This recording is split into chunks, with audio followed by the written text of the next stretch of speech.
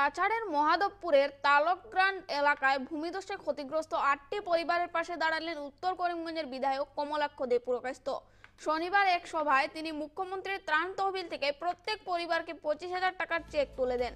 বিধায়ক জানান, সম্পূর্ণ ক্ষতিগ্রস্ত পরিবারগুলিকে শীঘ্রই 1,20,000 টাকা করে সাহায্য এবং সুদৃঢ় প্রকল্পের মাধ্যমে অতিরিক্ত সহায়তা প্রদান করা হবে। তিনি এদিন রেনুবালা দাস নামে এক অসুস্থ মহিলার চিকিৎসার জন্য আরো 5,000 টাকা এবং রাজপুর শনি মন্দির নির্মাণে 1.5 লক্ষ টাকার অনুদানও প্রদান করেন। স্থানীয়দের মতে বিধায়কের এই উদ্যোগে দুর্যোগ মোকাবেলায় সহমর্মিতার উজ্জ্বল দৃষ্টান্ত।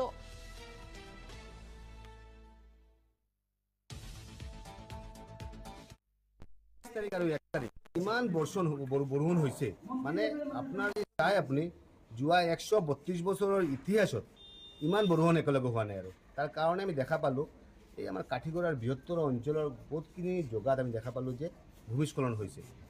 তালকগ্ৰান্ড তাতে প্ৰায় 8 জনৰ আজি চেক দিলোঁ 25,000কে। বিশেষকৈ মাননীয় মুখ্যমন্ত্ৰী আমি বিধানসভাত কথাখিনি উত্থাপন কৰিছিলোঁ। আমি বিশেষকৈ আমি দেখা পালোঁ লগে লগে মাননীয় মুখ্যমন্ত্ৰী মোক মাতি লৈ কিনে যে ইমিডিয়েট 25,000কে দিছে। আৰু ধলচুৰা জিপিত কেইজনমান ঘৰত এনেকুৱা ভূমিস্খলন হৈছে।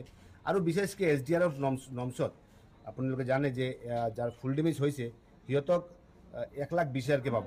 ইতিমধ্যে প্ৰপ'জেল পঠোৱা হৈছে। মাননীয় মন্ত্ৰী বিধানসভাৰ ভিতৰত কৈছে within a very short time এইখিনি টকা প্ৰায় 10 জনৰ 1,20,000 টাকা পাব, সেই টকাখিনি ৰিলিজ কৰা হ'ব। আৰু বিশেষকৈ আমি দেখা পালোঁ যে বৰ্তমান এখন গভৰ্ণমেণ্ট অহাৰ পিছতে বা মাননীয় মুখ্যমন্ত্ৰী হেমন্ত বিশ্ব শৰ্মা মহোদয় হোৱাৰ পিছতে আমি দেখা পালোঁ যে এই যিবোৰ যেতিয়া মানে নেচাৰেল কেলামিটিজ হয়, যেতিয়া বানপানী হয়, মানুহৰ যেতিয়া কিবা প্ৰব্লেম হয় তৎক্ষণাত মানুহক সহায় কৰাৰ যিটো এটা মানসিকতা, তৎক্ষণাত মানুহৰ ওচৰত যোৱাৰ যিটো এটা গভৰ্ণমেণ্টৰ যিটো চিন্তাধাৰা ধন্যবাদ জনাইছোঁ। আজি প্ৰায় 8 জনক